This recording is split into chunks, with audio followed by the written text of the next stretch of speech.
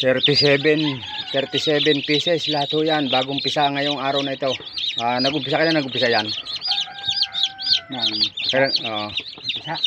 Yung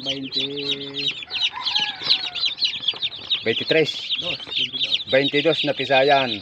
Available ho yan sa kung sinong bibili. Ayan pa.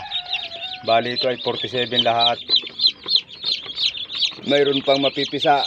Rhode Island ho yan. Puro Rhode Island. Kayong tandaan yan, Texas. Maliit naman yun. Puro Rhode Island yan at saka yung Shimane, yung kulay itim. Pero yung Shimane na kulay itim na yan, hindi na ho siya puro. Ang ganador ho niyan ay Rhode Island. At saka, pero meron din ho yung itim, kaya yan ho, kung bibilhin ho yan, kung magkano ang presyo ng itim, bali hati na lang ho yung presyo niyan.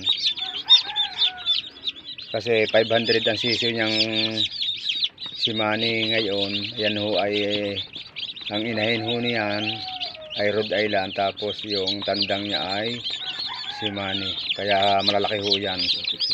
Hindi siya purong Shimane, may halong Rhode Island yan. Available po yan sa may gusto. Pag napisa ho lahat yan ay siguro ay 98 piraso kung mapipisa pang yung kasamahan. Okay, ayun mo na.